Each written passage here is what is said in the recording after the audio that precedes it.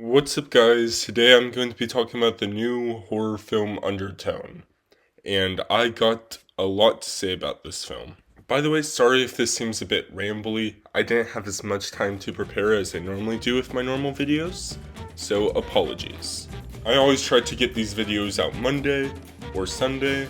I don't know when this video is going to come out. But speaking of my videos, if you want to watch other videos, please subscribe, and also just like this video while you're at it, and please comment down below what your thoughts on this film is, because we all have our own opinions, and it's totally fine if you walked away from this film just absolutely loving it.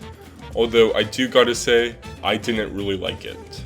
After watching this film, I gotta admit, I kind of felt like I was on Crazy Town, because I saw a lot of people saying, guys, this is the scariest movie ever. It's gonna make you poop your pants and pee yourself at the same time. And it's not really that scary, to me at least. Maybe I just watched too many scary movies. But there wasn't really a lot of scary things I felt like that were in it. Maybe it was just how scary it was due to how kind of boring it was. Now, if you watch my channel, I rarely call a movie boring. I can watch like 3-hour movie. I've seen The Brutalist, okay? Like, I think that's the longest film I've ever watched. But because that was 4 hours, right? That was 4 hours, I think. So I can sit through a long film without Subway Surfers or TikTok, So I think I'm going to just start with the negatives first, and then I'm going to end with the positives. Because after all, at the end of the day, this is an indie horror film. And although I do want to critique it, I just want to say, like, good job to the cast and crew for making this film and having it be super successful, and I'm glad people are loving it, and I'm glad that it's doing well. Anyway, starting off with the negatives, and ultimately why I found it boring. So it was kind of just all these things that just combined. My main complaint for the negative side is this film feels like a bunch of different ideas and a bunch of things just thrown into the movie. And it feels like a lot of the things were just there to make the film scary. And that's all the purpose they serve. This film kind of feels like the writer just started writing and didn't really have like an end goal in mind. So there's just like a string of a bunch of different ideas. And all those ideas are just designed to make you go, oh, this is spooky. Ah. Like, for example, I couldn't tell you for the life of me what like the nursery rhymes are actually dark had to do with the end point of the story, because it just ended with like the demon that like kills children. Freaking William Afton just going, haha, you listened to my recording and I've spread from other women, now I'm spreading to you. And then that's like the final 10 minutes of the film. And guess what? Right when they start listening to the series of recordings, the woman gets pregnant. No, so now the demon is going to come for her. By the way, what was the email about? Why was it saying lol? Like, it never really explains like the email. I feel like some of the words in the email needed a bit explaining, maybe.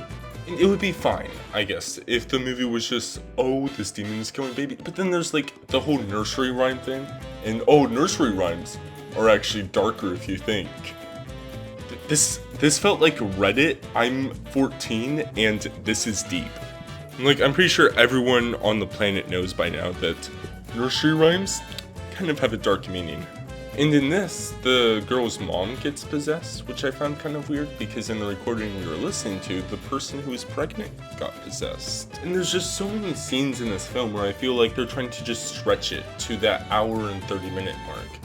I think this could be a really, really good, like, 15-minute short film. Like, that final 10 minutes, I feel like that's all we need, Also, minor nitpick, but I know she has to do the podcast at 3 in the morning because I think the guy's in England or whatever.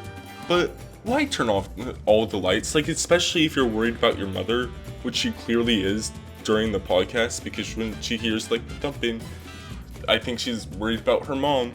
And also, like, in the beginning of the film, she said she kind of just, like, wants... Just because her mom's so sick, she wants her mom to kind of not be sick anymore. To go away. And what bugs me is that's never really confronted. At the end of the film, she's just like, oh, I killed my mom, I never prayed with her every night. And she acts really heartbroken about that, but I kind of wish we saw that throughout the film. And like, her being way more tender to her mom and like nice. But instead, literally at the start of the movie, she's kind of being impatient with her mom now. If I felt responsible for someone's like sickness, that's not how I would talk about them, you know?